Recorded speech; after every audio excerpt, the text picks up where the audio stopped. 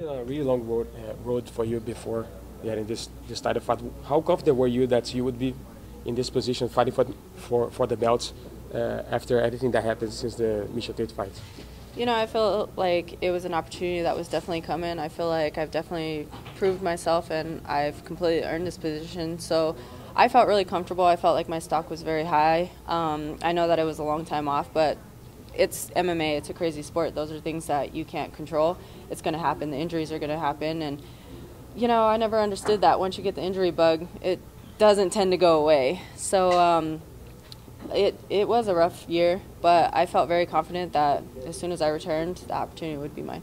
You had 3 surgeries before the car accident, right? How tough was it mentally for you to overcome that and get ready for such a big fight for you?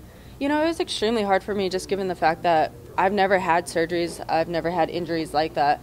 So it was kind of one of those things to where I was having right shoulder surgery. I thought that I could do something with my left arm. And Doc was like, nope.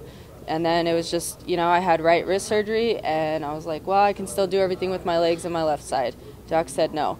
So it was just like everything that I had in mind and how ambitious I was shut down with it. And to actually be taken away from what I'm completely used to and having to sit down and do nothing, it was a huge struggle for me. I went through my emotional roller coaster.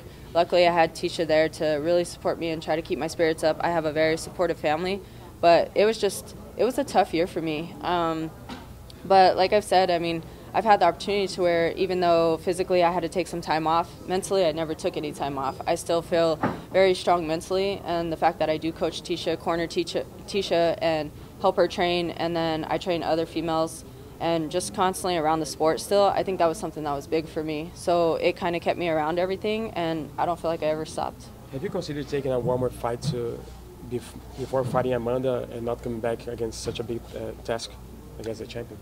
You know, for me, a fight's a fight. And yes, this is the biggest fight in my career, and it's the biggest fight in any fighter's career. This is what we all hope for and dream for. But at the end of the day, it's another fight. She's another opponent. And there's plenty of other girls that offer the same thing. And for me, it was kind of one of the things to where I have the biggest opportunity in front of me. Why not take it? Why not run with it and embrace the journey? And that's exactly what I'm doing, because let's say I took another fight and did other things and I got another win or I got a loss, like where would that put me back? And when it comes down to the business aspect, I mean, you got to kind of be smart with it.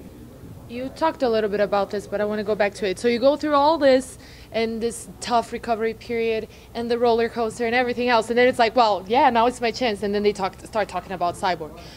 When that first really, yeah, we usually talk about being frustrated by it, but I guess I just wanted to know how did you first start hearing of it? Was it the media, and what was like your immediate reaction to the conversation itself?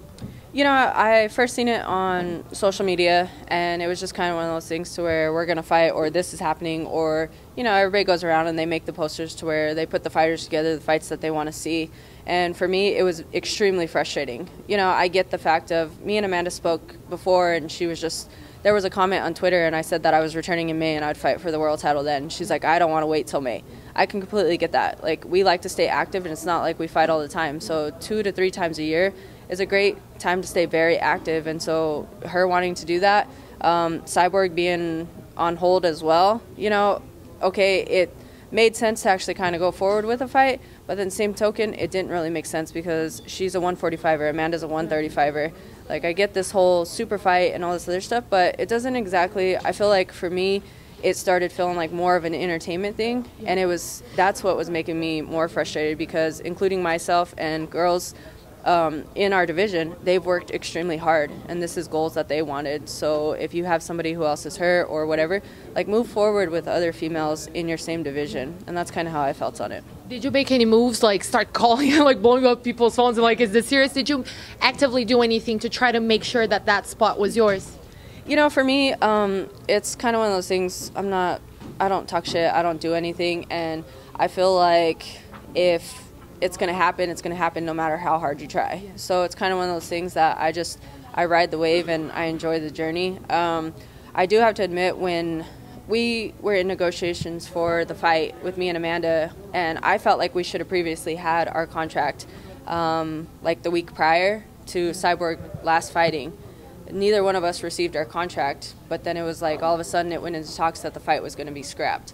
That I did take action. I took screenshots of, you know, Dana's comments being said and everything else, and I sent them to the matchmakers and everybody in UFC, and I was like, can somebody tell me what's happening, because this is a bunch of bullshit, honestly. Like, I feel like it was something that we were already in talks of things. We should have had a contract. Things should have been signed. It shouldn't have been something to wait for Cyborg to fight and then let's see what's going to happen. And then when they were like, when your contract finally arrived, was it a relief for you? Like, okay, this is finally on.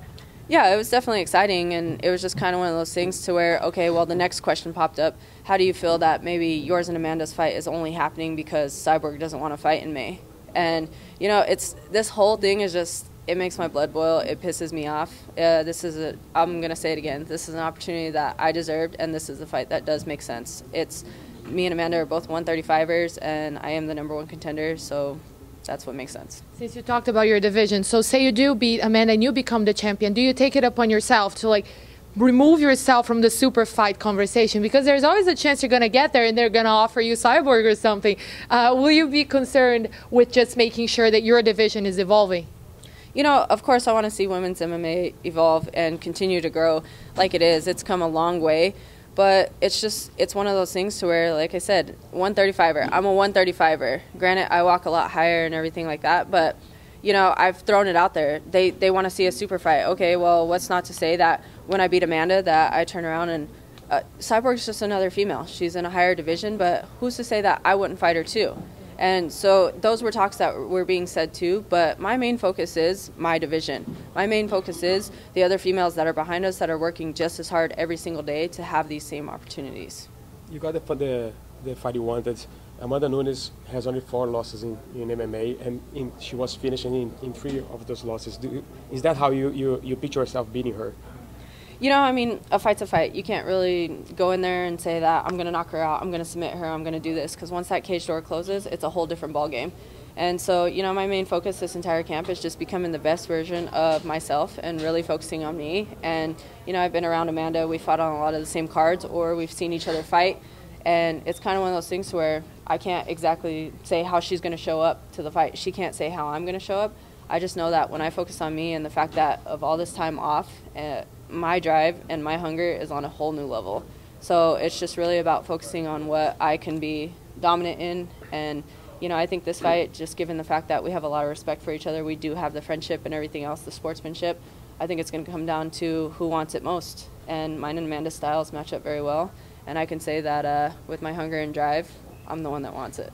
This is your first fight outside of the U.S., right? Yes. How difficult is it going to be making this long trip and cutting weight and all that? How you're changing it to adapt to that difference? You know, I mean, it's my first fight out of the U.S. and it's exciting. I've always wanted to come to Rio for vacation or whatever, but now here I am having the opportunity to fight for my dream and fight for the world title. So it's more motivating. You know, we're coming into her homeland, and there is everybody saying well, you're getting set up, you're going to Brazil. But to me, it's another octagon, it's another arena, and it's another opponent. It doesn't change things. I'm definitely coming from Colorado, so I'm coming from the high altitude, which I feel like I definitely have an advantage there. Coming down here when we first arrived for this media stuff, you know, I went for a 3-mile run, and I couldn't even get my heart rate up. So it's just one of those things to where, for me, I have to work a little bit harder just to get my heart rate up, catch my second wind. But I've gone down to sea level so many times that I feel like I'm a professional with that opportunity. And so I'm just excited. I'm coming to her homeland, and I feel like the pressure is going to be on her. You did talk about your blood boiling a bit, and you mentioned you're no stranger to being the underdog, but it does get a little bit tiring probably. So how does this play into this fight? Like, do you come into it with a chip on your shoulder? Does it make you more motivated to really make a statement there? You know, I mean, in a way, yes. And like I said, my hunger and my drive.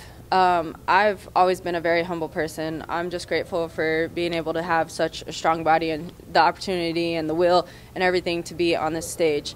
So that's one thing that's just kind of, you know, it pushes me, and I like to challenge myself and constantly grow. I've been an underdog my entire career, and like I said, I mean, it takes the pressure off of me, but then at the same token, going through the Ultimate Fighter and everything, you got to kind of learn how to play with different emotions, being taken out of your comfort zone, stuff like that. So, you know, it's one of those things to where I'm not going to walk into the octagon with a chip on my shoulder. I don't feel like that gets people anywhere. But I definitely do have the confidence behind me, and I'm just going to go out there and I'm going to have fun. Just a big difference in these fights is that you're going to have a lot less tattoos when you step inside of the octagon. I was checking your Instagram, and that you are removing a lot of tattoos. Why did you decide to get rid of some of the tattoos you have? You know, all my tattoos, they have meaning. I didn't just go into a tattoo parlor one day and pick out things off the wall. Everything definitely has meaning, but it's just kind of been one of those things to where, you know, I guess I've grown up, I've matured a little bit, and I haven't gone through that wild phase anymore. But also, you know, especially before my surgeries and stuff, I was getting very muscular, and I was just liking the muscle striations, and you can't exactly see it with ink on you. So I do have a tattoo sponsor, and I would just go in, and I call him my torture buddy for life. So we just had our hangout sessions, and we just started removing things. And, you know, the more that it started coming off, I liked it. And there's things that to where, you know, I removed things from my leg, but I've moved them up to my sleeve. I'm incorporating everything still because, like I said, they do have meaning. But it's just, I guess the places, just clearing up the canvas. Which ones did you get rid of? Move to your arm? The turtle that's on my leg, I'm still in the process of removing it, but right now I'll have to admit I'm a little scared to get a treatment just because that is the leg that got injured, and the nerve filling back there it's different. So but I'm removing that one, and I moved it up to my arm. It resembles when I fought in Hawaii. I was you know, I fought Raquel Pennington, who was a native of Hawaii, and we were the first professional female to ever fight for a title out there. So I became the Hawaiian Islands champion, and it was just something that it was another milestone for me. And then, you know, I had Tigger on my leg with basketball, and there's things that are always there that mark stepping stones in my life. But it was just kind of one of the things to where, you know, I have it up here, and I have all the memories, and I have it in my heart, and so I don't need it on my body anymore. Why does a turtle represent that fight? It was just kind of everything. It's just the meaning of a sea turtle for one, but then also while we were out there, it's kind of funny. We talk about it all the time, but when I fought Raquel, I ended up getting a contusion on my brain. Didn't know it, and I was out swimming in the middle of the ocean with the sea turtles, and so it's just kind of one of those things that really reminds me of Hawaii, and so I chose to get the tribal sea turtle.